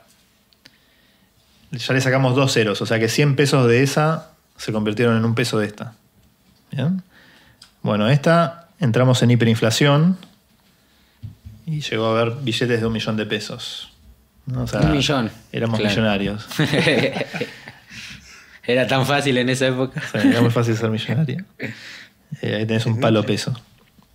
Y ahí le sacan 4 ceros, o sea que 10.000 pesos de esos se convierten en un peso argentino, que era como más patriótico. Y siempre San Martín. ¿Y en qué momento llega el austral? Ahí estamos, ya llegamos. Esta la destruimos en 2 años, o sea, del 83 al 85. Imagínate, ¿no? Cambiamos toda la moneda del país para destruirla en 2 años. ¿Y pero cómo se destruyó tan rápido? Otra hiperinflación de Alfonsín. Claro, fue de esa época de Alfonsín que... Y siempre está en todos los billetes que me mostraste a San Martín. ¿Es por algo en especial? O sea, ¿vos los elegiste así o es como de cábala? Lo hacen pero sale mal la cábala. Eso lo eligieron. No los imprimió él. Acá te metieron a Rivadavia, me parece. No sé quién es este. Pero el plan austral que vos preguntabas es del 85 y el austral era más valioso que el dólar. 83 centavos de austral te compraban $1 cuando nace el plan austral. ¿Y cómo terminó? ¿Cómo terminó? No existía, me parece. No sé. Pero yo era muy chiquito. Ya para el 89, o sea, 4 años después de haber empezado este programa económico, ya estaban de vuelta en hiperinflación. En 4 años. Entonces, de hecho, mi viejo me decía, el gobierno, en Argentina casi que no se cobraban impuestos. Porque para el momento en que el gobierno cobraba el impuesto, ya la plata no valía nada. O sea que todo era emisión. Y por esa razón, de esa hiperinflación, Alfonsín pide elecciones anticipadas, gana Menem. Los primeros años de Menem sigue en hiper, pero después proponen el plan austral, el plan convertibilidad. El famoso 1-1. El 1-1. Y lo que dice el plan de convertibilidad era que el día que el tipo de cambio, o sea, llega a 10.000 a 1, wow. O sea, acá tengo 10.000 australes, ¿no? O sea, nos fuimos de 83 centavos a 10.000. Para $1. Para $1. en 7 años. O sea, del 85 al 92. Por eso, la Argentina es una historia continua de repetir, es un loop. Y de ahí salió el libro, ¿no? Porque fue de contar la historia argentina y de ahí conocer, bueno, por qué Bitcoin es una solución. A mí me salta la edad, ¿no? Pero ¿Vos usaste alguno, Lucho? Austral, yo me acuerdo. Austral, sí, sí, claro. sí. Bueno, y después lo de Menem también. Lo que vos dijiste recién es perfecto, porque hasta Bitcoin no había solución. O sea, lo que inventó Satoshi es cómo hacer algo que los gobiernos no lo pueden frenar. Porque no estaba permitido. O sea, era un crimen. Lo peor que le podías hacer a un gobierno era hacerle una competencia de moneda. ¿Viste? Ni siquiera los bancos se proponían, no sé, soy el Citibank, voy a hacer el Citibank dólar o el Citibank peso y voy a competirle contra el gobierno argentino. No hay chance. Y bueno, el Tether. Este sí lo conozco, o sea, No, yo no. Es un peso. Un peso, un dólar. ¿Eh? Un peso, un dólar. No. Este es el famoso un peso, un dólar. Mirá. Eso duró 10 años. Bastante poco Bastante. más. Para lo que es Argentina, bastante bien. Ey, Ari, loco, o sea, muy bueno, te felicito. ¿Viste? O sea, queriendo mostrarlo también. Historia, ¿no? Historia, la verdad, esto lo tenés que platificar y Sí, yo lo llevo a todos lados, ¿viste? De las charlas. Es como los magos que tienen su truco, él saca los billetes y te explica la historia. Y claro, le muestro esto a los europeos, a los yanquis, no lo pueden creer. Le digo, ya vamos 13 ceros y ya podríamos quitar 3 ceros más, 16 ceros hemos destruido de valor. Y es una máquina, yo digo que es como una máquina de chupar sangre o de extraer energía de la gente a control remoto. ¿No? Como que hay un líder por ahí. Es peor que la shitcoin, ¿no? Es una shitcoin. Sí, bueno, o sea, los bitcoiners dicen que el dólar es una shitcoin. Yo en esa comparto. Porque claro, o sea, si se imprime, el valor cada vez es menos. Sí, es una forma de robar la energía a la gente, ¿viste? A la distancia y encima legal.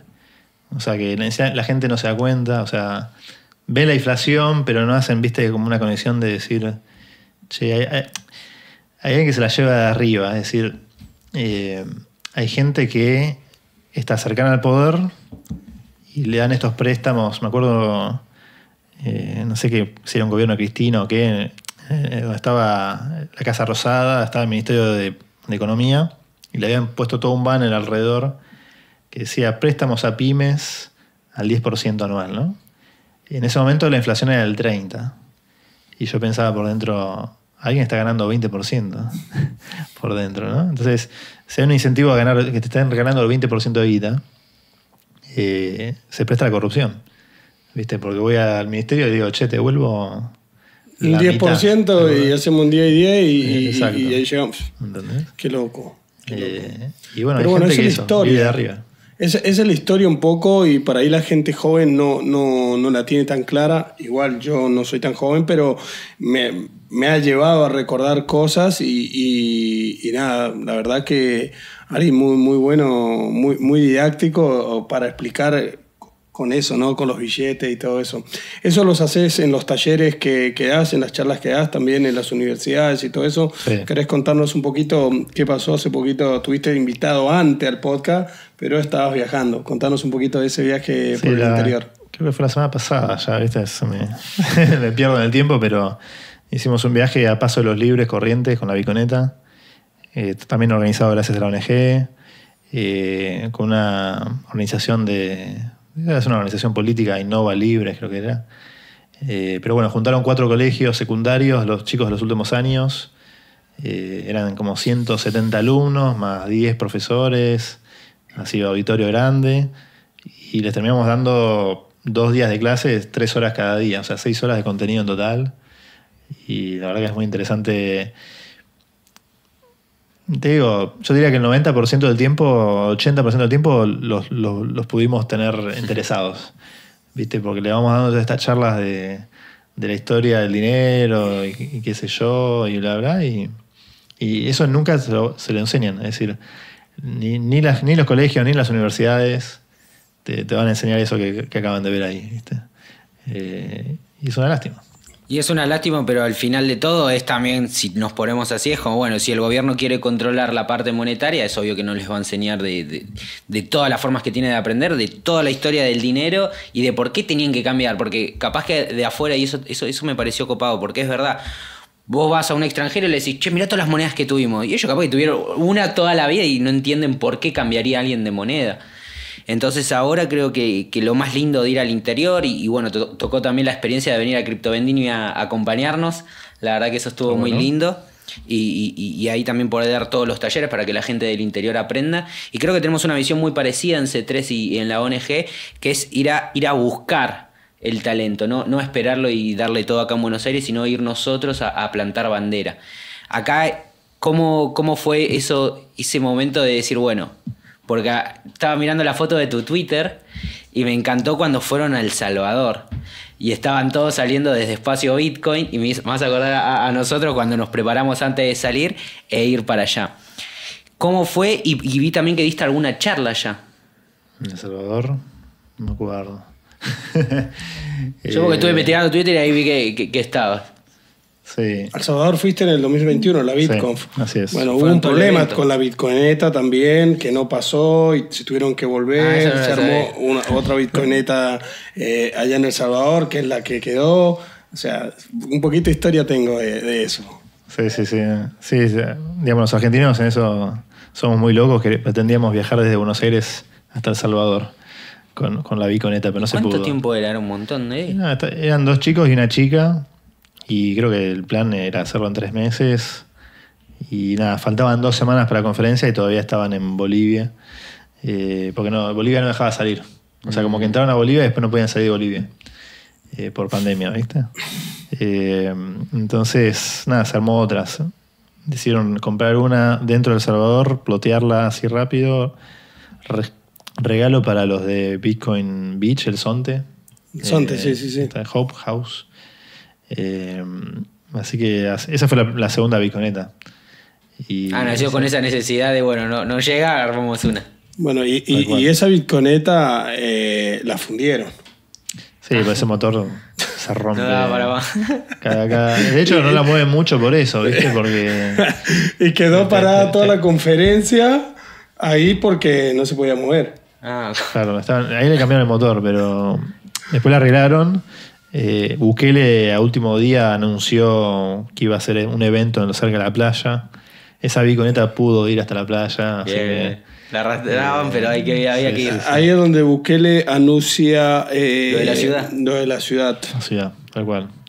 Y en ese momento también se habló de bonos Bitcoin, pero no, creo que están en la nada, me parece. Ese también es otro tema interesante. No sé si nos da el tiempo hoy, pero sí, yo creo que en las próximas décadas se puede empezar a meter Bitcoin como un producto financiero, como decirte en las hipotecas, en los préstamos, ¿viste? Ya lo están usando algunos protocolos, ya usándolo como colateral, ya estás usándolo prácticamente como un activo financiero.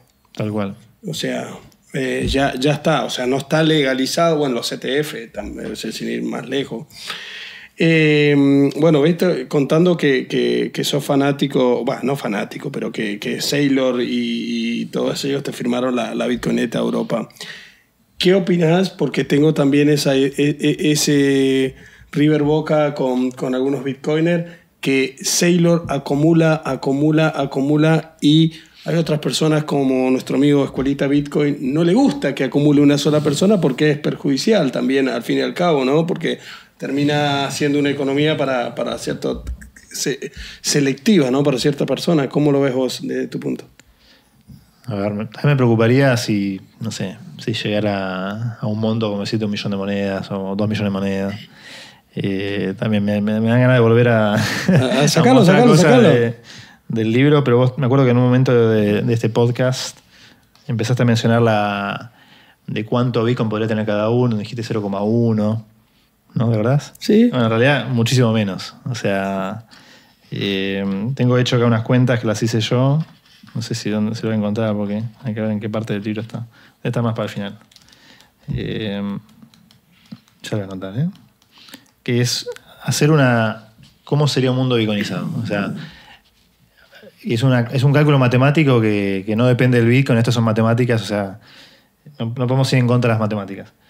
Entonces lo que hago es, agarro el supply final, 21 millones, y armo grupos de 2,1 millones de monedas. O sea, son niveles, son deciles. O sea, cada grupo tiene lo mismo, 2,1 millones. Hago 10, tenés 20 millones. Bien. Entonces, ¿cuántos actores como Saylor o como el gobierno de Estados Unidos, que tiene 200.000 bitcoins también, pueden haber? Bueno, solo 10 actores en el mundo. O sea que si Satoshi realmente tiene 1 millón de monedas, Satoshi ya equivale a 5 de estos 10 actores. Personas. Si el gobierno de Estados Unidos tiene 200.000, ya quedan 4 lugares. Si Saylor tiene 200.000 monedas que son de los demás y 200.000 monedas que son de él, porque él es accionista de MicroStrategy y qué sé yo, ahí ya tenés 2 lugares más. O sea, ya tenés 3. Te quedan 2 lugares, 2 posiciones para 2 personas que no sabemos bien quiénes son. Tal vez si alguien sabe más, investiga, sabe quiénes son. Tal vez es BlackRock o no sé qué. Puede ser BlackRock tranquilamente, pero puede ser China tranquilamente. Exacto, pero te quedas y se te termina el nivel 1. Después vamos al siguiente nivel, 21.000 bitcoins. Ok, solo pueden haber 100 actores. Ok, también acordémonos que hay 200 países. O sea que hay países que no van a poder tener esta cantidad. Nos vamos a 2.100 bitcoins, siguiente nivel. 1.000 actores. 200 bitcoins, solo puede haber 10.000 personas en el mundo que tengan 200 bitcoins. 21 bitcoins, 100.000 personas. No sé si ahí se va a ver ahí. Y llegamos a 2 bitcoins. Que uno diría, bueno, eso es algo manejable. Hay gente que tiene 2 bitcoins. 1 millón. El ONG seguro. 1 millón de personas nada más. Bueno, ¿qué número tirás que decís cuántas personas millonarias, o sea, en dólar, hay en el planeta hoy en día? ¿Número de millonarios? Sí. No tengo ¿Cuántas idea. personas? Tirame un número, sí. Okay. ¿Qué te imaginas? 5 millones. Un poquito más. No sé, 10 millones de personas. ¿Es un poco más? No sé, 15. ¿Más? 21. Ojalá. No. Según, no sé, Credit Suisse, UBS, ¿no? Son como 60 millones de personas. O sea, millonarias en el mundo. Sí, es casi el 1% de la humanidad es millonaria. Es decir, ¿Desde qué punto se cuenta millonario? Lo que hacen es suman activos, le restan pasivos, o sea, las deudas. O sea, toman el valor de tu casa menos la deuda que tenés de tu casa. Si te da más de un palo verde, sos millonario. Sos millonario. Ok. Ahora, si tenés una casa de 100 millones y debes 99.500, no sos millonario. Pero bueno, son 60 millones en teoría de personas. Con lo cual, en un mundo bitcoinizado, esa gente, si quiere todos ir a tener su bitcoin, no pueden. ¿Viste? Se quedan afuera. Entonces, tienen que empezar a comprar satoshis, que son fracciones de bitcoin, ¿no? 100 millones de satoshis es un bitcoin entero. O si no, vamos a pensarlo como 0,21. Bueno, ahí podrías meter a 10 millones de personas. O sea que todavía te quedan millonarios afuera. ¿Viste? Y vos me habías hecho la cuenta de 0,1. Yo te he dicho 0,1 para que la mayor parte del globo terráqueo pueda tener fracciones de Bitcoin. Vas a tener más o menos a 10 millones de personas de 8.500 millones de personas en el planeta. Con esa cantidad. Después nos vamos a el 2% de un Bitcoin, 2 millones de satoshis. O 2 centavos de Bitcoin. Ahí sí entras a 100 millones de personas. O sea que los millonarios del mundo ya entraron todos ahí. Y te queda un lugar más. Pero después diría que cae la clase media o la base de la pirámide, ¿no? Que son 200.000 sats, que hoy te los compras por $180. Ahí puedes meter a 1 billón, 1.000 millones de personas.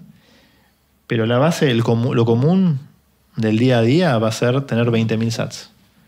Eso es lo que la gente se va a manejar. Eso tendría un usuario promedio, común y corriente. Porque vos podés meter a 10.000 millones de usuarios ahí. Que también podrían ser AIs. Podrían ser, viste, un software conversando con otro software, se paga por Lightning. Bot. Como tener plata en caja, ponele. ¿Cómo qué? Como plata en caja, un bot que tenga que tener eso para moverse día a día. Sí, imagínate un día programas, le decís a la AI, anda a trabajar por mí, ¿no? Tráeme plata. O sea, Claro. al fin del día. Y claro, vos ves esto así y decís, es un horror, ¿no? ¿Cómo puede haber alguien que tenga 200.000 bitcoins como Saylor? Y va a haber alguien que tenga 21.000 satoshis, que hoy valen $18, ¿no? Y que la gran mayoría de los humanos tengan esto. O sea, otra forma de verlo es como que un Saylor equivale a 1 billion de humanos en un mundo así. ¿Viste? Tiene el mismo poder de compra que 1 billion de humanos. Por eso para mí estos actores terminan siendo como emperadores. O sea, esos nivel... ¿Viste? Me manejo la Unión Europea, me manejo Estados Unidos. Sí, O sea, sí, pueden manejar ese poder. un país completamente, una economía tranquilamente, con el Exacto. poder que tienen de Bitcoin. O sea, por eso también es algo donde yo hago un hincapié y también me gusta picanearlo a mi amigo Pero no lo Escuelita puedes Bit. evitar. Claro, No lo puedes evitar. con la educación. Un poco No. se puede llegar a masificar un poco la compra de Bitcoin Ok. para cualquier usuario, no sé, como mi amigo Ernesto que da en el Chaco para los chicos. Pero pasa que si Michael Serlo compra toda esa plata, también genera confianza en mucha gente que dice, uy, pará, están comprando, mirá los millonarios, mirá los países lo que están comprando. Entonces también eso también ayuda al ecosistema. Bueno, pero Sí. Yo digo que esto es algo que cada uno tiene que hacer las paces consigo mismo, con qué es la realidad del universo y qué es la realidad del mundo. Porque esto es una cuestión matemática que no se puede evitar. Y aún si vos dijeras, no, vamos a redistribuir la riqueza y saquémosle los $200.000 a Saylor y dámoselo a la gente de la base. Si eliminás este nivel y lo pasás acá, lo único que hiciste es darle 42.000 sats a los de abajo. Y vos me decís, bueno, saquemos el siguiente nivel también, vamos a slashear, ¿no? Y ahora tienen 63.000 sats. ¿Viste? Pero bueno, todavía hay gente que tiene 2.100 bitcoins. ¿Viste? Y acá te hago una pregunta, porque hay una teoría que creo que también lo saqué de ahí de lo que dice Lucho, que si vos de acá a 10 años, por ejemplo, tenés 0.1 Bitcoin, como que vas a estar tranquilo a nivel monetario porque va a ser mucho dinero. ¿Hay ahí vos en la cabeza tenés algún número que vos decís, desde ahora, si empezás en Bitcoin ahora, en 10 años, resguardando esto, siendo realistas, sabiendo que no somos el sobrino de Michael Saylor, ¿cuánto Bitcoin hace falta para tener una buena vida de acá a 10 años? Y mira, ya estar en 2 millones de sats ya te pone en el 1% superior de los humanos. bueno, 2 millones de SAT estamos hablando de $1.500 de hoy, $1.800 de hoy. pero en Bitcoin. ¿Cuánto? O sea, me explica 2 millones de sats sería 2 centavos de Bitcoin o el 2% de un Bitcoin. Ok, O sea, con... Voy 0.002. No, 0,02. 02. por eso. 0,2. Eso ya te pone en el 1% superior de los humanos. Bien, me gusta. Estás en el 1%. Me gusta ese La persona que tiene 2 bitcoins enteros, estás en el 1% del 1%. Ok. ¿Ok? Y de ahí para arriba. Y ahí hace lo que quiera, claro. Sí, sí, sí. Me gusta, para que la gente se motive también. No, obvio, es entendible cómo lo explica, la verdad. Ari, felicitaciones por el libro, la verdad que es súper didáctico. Y creo que Mendoza te hizo esas preguntas. ¿Cómo hiciste, cuánto tiempo te llevó poder escribir este libro como un autor, ¿no? Hoy ya sos autor de un libro. El ¿Cómo primer que- libro. De tu primer libro, ¿no? ¿Qué tiempo te tenés que dedicar? ¿Cómo lo hiciste? Contanos un poquito eso porque, nada, yo tengo algún día puedo escribir libro Sí, también. la verdad que bueno, recomiendo. Tal vez la parte de marketing del libro es la parte más difícil. Pero surgió esta idea porque estábamos justamente, yo estaba haciendo esta demostración de los billetes en Alemania, ¿viste?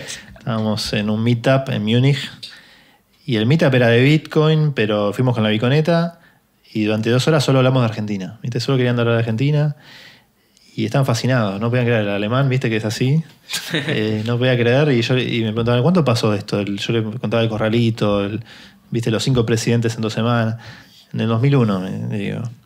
El tipo hace, ¿viste? memoria y dice, había ocurrido en septiembre lo de las Torres Gemelas. Y dice, por eso tal vez no se habla de Argentina. Pero es como que las noticias de Argentina no llegan, ¿viste? Estamos lejos. Es el culo del mundo. O sea, es lo más desde el punto de vista de ellos, es uno de los destinos más lejanos que te puedo decir. Entonces, nada, dije, hay una necesidad. O sea, por un lado, nada, hacerle enseñarle a los europeos y a los yanquis qué pasó en Argentina. Hay un montón de lecciones para llevarse de ahí. Y también eso también te permite entender el valor de por qué Bitcoin, ¿no? Entonces, bueno, me queda esta idea de decir, che, hay una oportunidad de escribir este libro.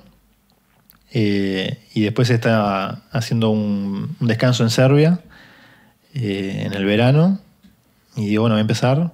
Entonces me voy a un Starbucks, ¿viste? Me pido un café más grande. Y yo lo viví de esta manera, ¿no? De decir, ¿qué quiero hacer? Quiero descargar todo lo que tengo adentro, ¿viste? Hacer un download, ¿viste? Entonces abrí un documento y empiezo a poner los títulos, que son todas las ideas, que después se convierten en los títulos de la sección. Y los ¿no? títulos están buenos, son ingeniosos. Entonces, no sé, meto 50, 80, 100 ideas. Y después lo que hacía era, no sé, el día siguiente o lo que fuere, miraba todas y decir, ¿qué tengo que escribir hoy? Esto. ¿No? Como que le hace doble clic y empiezas a, ¿viste? A expandir. Y a veces solo escribía un párrafo, o 2, o 3, ¿viste? Y lo dejaba ahí. Y ahora que tengo ganas, y esto. ¿sí? Medio caótico fue mi forma de escribir el libro. Por eso el libro tiene estas secciones cortas o a veces un poco más largas.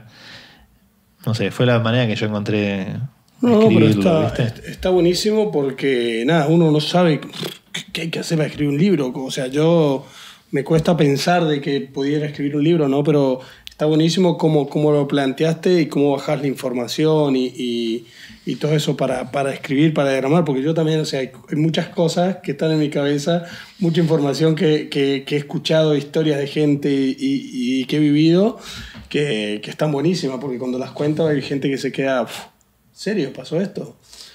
Pero bueno, nada, ya creo que estamos más o menos. No sé cuánto vamos, pero vamos. No, yo me reganché, me encanta. Pero nada, es como te digo, con Ariel, con la gente de la ONG, a mí me encanta poder charlar porque son gente que tiene mucho conocimiento, son apasionados por lo que hacen y eso es lo que te lleva al otro nivel, ¿no? Rodearte de personas apasionadas. Pero bueno, no dejemos de agradecer a Fundación Blockchain Argentina por el espacio, a Mateo, acá a nuestro gran productor Daro. Y también a nuestro sponsor Birrefill. No sé si ya conocías Birrefill. Allá en Europa se usa mucho, me dijeron. Y que tienen ahí, hacen un juego en Europa que te podés ganar una tarjeta que tiene $10.000 y te la podés gastar toda. De hecho, Birrefill invitó a la Bitconeta a la fiesta de los 10 años de Birrefill. Estuvo espectacular. Alquilaron un pequeño monasterio en una montaña que miraba a Barcelona. O sea, veíamos la Sagrada Familia ahí al fondo, ¿viste? Y usaron a la Bitconeta para un mini, cuando anunciaron la tarjeta, una mini publicidad, la Bitconeta fue parte. Así que la vez buscando ahí en el feed vas a encontrar. Me encanta, bueno, ya hay una alianza ahí porque está buena para nosotros que nos gustan las cripto poder comprar CKIC, poder tener acceso a un montón de locales porque tienen literalmente todos los rubros. Pero bueno, vos ya conocés, entonces imagínate estar en la Bitcoineta y que Birrefill venga y te diga tarjeta ilimitada en Bitcoin. Pero solamente lo podés usar en una sección que tienen ellos, ¿viste? Que tienen vestimenta, pasajes, hoteles, ropa, bueno, todo. ¿En qué lo usarías vos? A veces en el día de hoy, no sé, en Amazon tal vez. No. Lo más fácil, sí. De hecho, yo estos libros me los imprimí a Amazon. Mira, y de hecho, no ayer pensé, podría pagarlo con una gift card de Birrefill. O sea, mando Bitcoin a Birrefill, me dan un código, claro, lo meto en Amazon. Y ahí ya tenés crédito, como si fuera dinero. Y al autor te los vende, Amazon te los vende bien baratos. Y después, bueno, hacen un envío, me llega una caja con 60, 100 libros. Así que seguramente lo estoy usando para eso. Mira qué bueno, para financiar tu propia carrera de escritor, me encanta. Qué bueno, ¿no? Está bueno para hacer un corte ahí porque explicó cómo hacer, te mando un código, explicó cómo usar Birrefill. Un tutorial. Así que bueno, nada, creo que ya estamos llegando al final y como siempre... yo tengo una pregunta que mientras estaba leyendo el libro me quedó porque dije, wow, esto es importante. 15 minutos, Claro, no, pero esta es clave porque... Me gusta que sos uno de los pocos autores que toca la parte que trae espiritual de Bitcoin. Y al principio dice, ¿por qué está escrito este libro? Fue... que esas frases son las que me gustan a mí de los libros, es que espero que Bitcoin te enseñe a conocerte a vos mismo. Sí. Entonces me gustó porque pusiste la parte o quiero saber la cuestión de por qué poner al final la parte espiritual. ¿Vos creés que para entender esta parte filosófica que trae Bitcoin, romper paradigmas, nuevas estructuras, hay que pasar y entender de verdad Bitcoin desde el lado económico, desde el lado de la historia, desde el lado que nos explicabas recién que no hay para todos, pero que es la solución al dinero. ¿Por qué crees que tiene que estar al final y la gente tiene que entender también esa parte de Bitcoin? Creo que si te lo pusiera al principio, cerrarías el libro y Este es muy flashero. Este está loco, ¿viste? Entonces, creo que el orden está bien, ¿no? Primero entender algo de economía, porque el mundo de hoy tiene estas falencias, es un desastre. Después cómo funciona Bitcoin, después hablamos de cómo funcionaría un mundo bitcoinizado. Y ya la última parte es como empecemos a divagar, empecemos a reflexionar y llegar a conclusiones nuevas. Así que, por ejemplo, esto que vos decías, van a ver que todos pasamos por este proceso, ¿no? Al principio te enterás de Bitcoin y decís, o no me gusta porque contamina, o no me gusta porque llegué tarde, ¿viste? Y voy a buscar una monedita que valga centavitos de dólar, o porque no tiene funcionalidades, o lo que quieras. Y nada, ¿viste? Vivís un ciclo, ¿viste? Y después subió, y después las otras shitcoins o las altcoins, hay muchas que han ido desapareciendo. O sea, de una forma natural. Si van a la historia y ven el top 10 de monedas, van a ver que Bitcoin permanece, tal vez Tether permanece, pero las que vivían en 2014 ya no existen. ¿Viste? Las de 2015, Ethereum queda, bueno, así, ¿no? Litecoin. Claro. Pero son casos muy puntuales y van rotando, ¿no? Y Bitcoin se mantiene.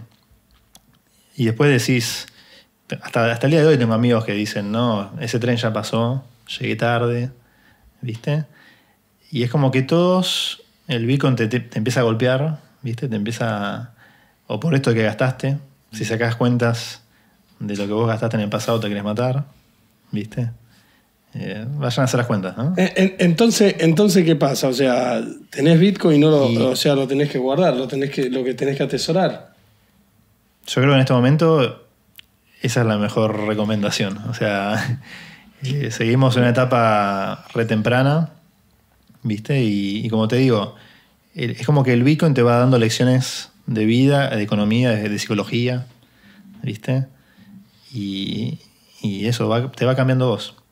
¿Está bien? Son lecciones que vos te vas llevando porque otras personas lo pudieron hacer, es porque tuvieron otro comportamiento, ¿no?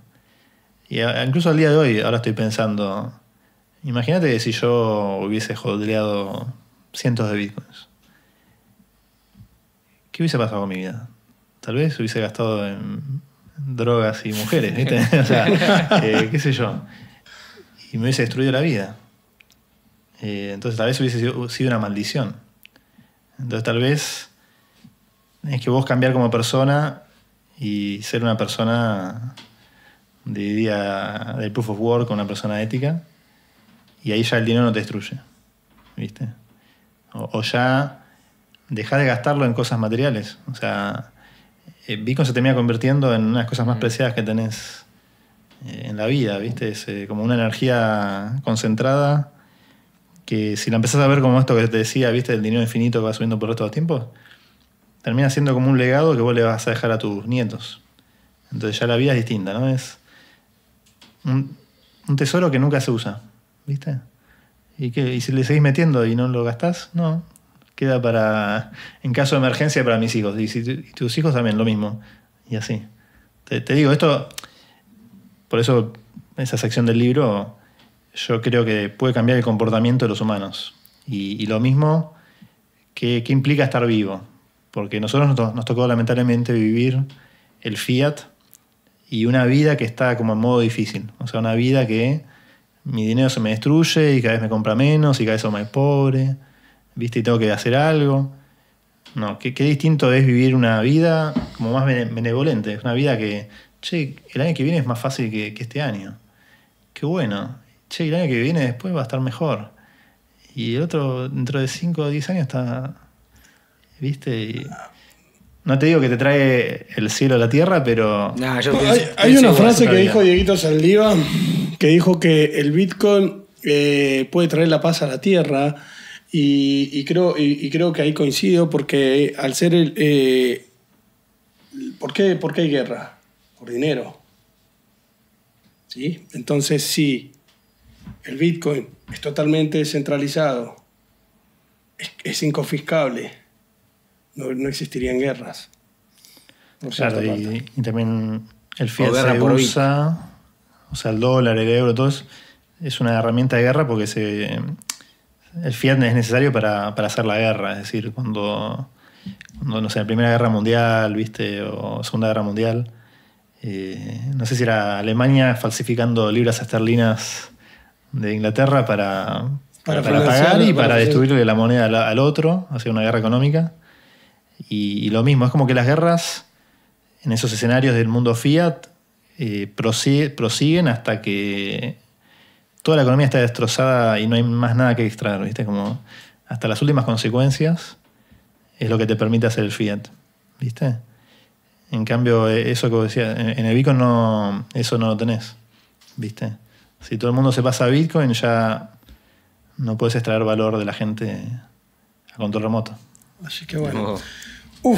La verdad que nos quedaríamos horas hablando, pero creo que lo vamos a cortar por acá para después seguramente invitarlo de vuelta en otra ocasión y vamos a hablar un poquito más de lo que es Bitcoin, de lo que se viene. Pero bueno, agradecerte, Ariel, por el tiempo, la verdad. Sabemos que estabas un poco con tema de salud y todo eso, con el clima acá de Buenos Aires, pero viniste igual, así que gracias por el compromiso, por las ganas. Si querés podés mostrar el libro, dónde lo pueden comprar para toda la gente. Seguro. Bueno, lo más fácil es en Amazon, pero para los que están en Argentina es más complicado eso. Así que los que quieran acá en Argentina me tienen que contactar por Twitter. Está piñado, ¿viste? Y el nombre de tu Twitter es muy gracioso. Evangelista Bitcoin. Ese es el nickname. Sí, pero es @Ariel Aguilar. Muy fácil. Igual lo vamos a estar dejando acá abajo para que te puedan contactar, la verdad, porque es un libro bastante recomendable para los que recién arrancan y para que no se queden afuera del sistema. Hermano. Me encantó. Otro capítulo más juntos, la verdad, cada vez más lindo se pone esto, conociendo gente impresionante, así que bueno, agradecerle al equipo que está detrás de esto, sin ellos esto no sucedería, así que vamos a despedirnos hasta la próxima semana, ¿no? Hasta la próxima semana, gente. Chau, chau.